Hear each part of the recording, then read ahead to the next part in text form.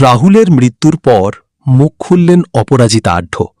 তালসারির সমুদ্র নিয়ে জানালেন ভয়ঙ্কর অভিজ্ঞতা।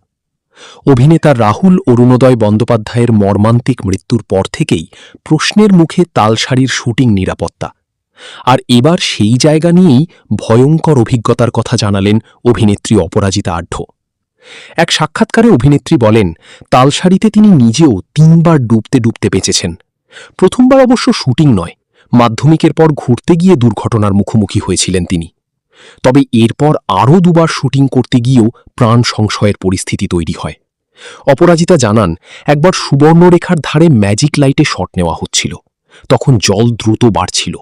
ইউনিট থেকে বারবার দৌড়তে বলা হচ্ছিল। কোনো রকমে নৌকায় উঠে প্রাণে বাঁচেন তারা।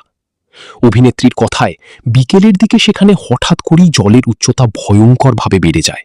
যে জল কিছুক্ষণ আগেও পায়ের কাছে ছিল, মুহূর্তে তা গলা পর্যন্ত উঠে যেতে পারে। তিনি আরও বলেন, এখন ড্রোনে শুটিং করার জন্য অনেকটা জায়গা ফাঁকা রাখতে হয়। ফলে বিপদে পড়লে আশেপাশে কেউ সাহায্যের জন্য এগিয়ে আসতে পারেন না। আর সেটাই সবচেয়ে বড় সমস্যা। রাহুলের মৃত্যুর পর থেকেই প্রযোজনা সংস্থার বিরুদ্ধে উঠেছে গাফিলতির অভিযোগ।